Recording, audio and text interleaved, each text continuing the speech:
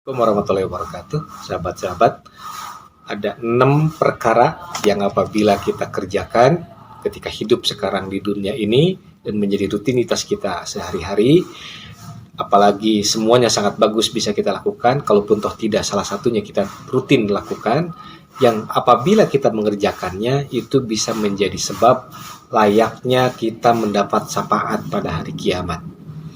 Pada hari di mana kita dihisab, hari di mana kita harus mempertanggungjawabkan amal-amalan kita akan diinterogasi, maka di saat itu kita butuh yang namanya saksi-saksi yang akan meringankan sanksi bagi kita.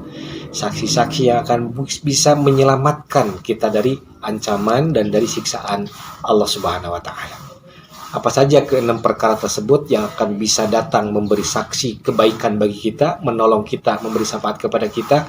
1. Al-Quran. Rasulullah berkata, bacalah oleh kalian Al-Quran. Iqra' Al-Quran, baca oleh kalian Quran. Fa innahu yati yaumal qiyamati syafi'an li ashabihi. Karena kelak Quran akan datang pada hari kiamat untuk memberi syafaat kepada ahlinya. Siapa yang maksud dengan ahli Quran? Itu orang-orang yang gemar baca Al-Quran, gemar mempelajari Al-Quran, mengamalkan isi Quran dalam kehidupannya. Maka orang yang seperti itu layak nanti pada hari akhir ditolong, diberi syafaat oleh Al-Quran. Yang kedua, rajin-rajinlah kita melaksanakan sholat sunat.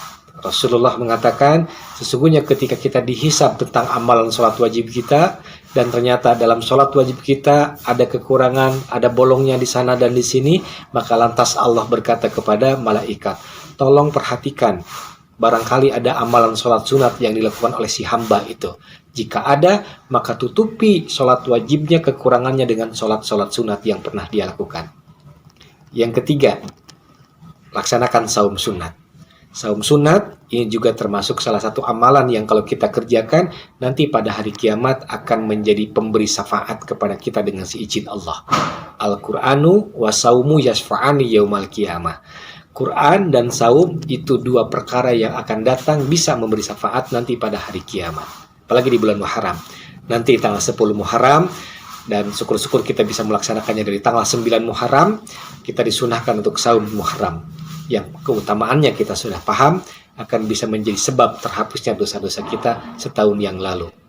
Kemudian yang keempat, rajin-rajinlah kita untuk membaca zikir yang mudah diucapkan oleh lisan, tetapi bisa memberatkan timbangan amal.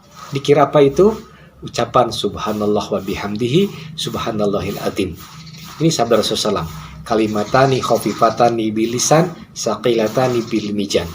2 kalimat yang ringan diucapkan oleh lisan tapi memberatkan timbangan amal kita. Subhanallah wa bihamdihi subhanallahil azim. 1 kalimat memberatkan timbangan amal. Beberapa kalimat pasti akan lebih memberatkan timbangan amal baik kita. Yang kelima, ini, kalau ada adzan berkumandang, tolong jangan ribut. Dengarkan kumandang azan tersebut dari masjid yang kita dengar, yang dekat aja dengan kita. Tidak perlu harus semua masjid yang kumandang adzannya kita jawab, gitu kan. Kata Rasulullah SAW, barang siapa yang mendengar kumandang azan, kemudian dia mengikuti kalimat-kalimat seperti yang diucapkan oleh muadzin, dan dia tutup dengan kalimat doa ba'da adzan yang Allahumma robba hadihi da'wati tamah wa sholatul qa'imah sampai selesai, maka kata Rasulullah, orang yang melakukan itu halat lahu syafaati yaumal qiyamah. Dia layak, dia pantas, dia patut mendapat syafaatku nanti pada hari kiamat. Oleh karena itu, kalau lagi adzan berkumandang, kita dengarkan, kita ikuti kalimat-kalimat itu, kemudian beres adzan selesai dikumandangkan, kita tutup dengan doa ba'da adzan. Layak dapat syafaat nantinya, kata Rasulullah. Kemudian yang terakhir, yang keenam, perbanyak teman yang soleh. Perbanyak teman yang baik, perbanyak bergaul dengan orang-orang yang gemar baca Al-Quran, dekat dengan Allah, rajin ke masjidnya, perbanyak teman-teman, berteman dengan orang-orang yang baik.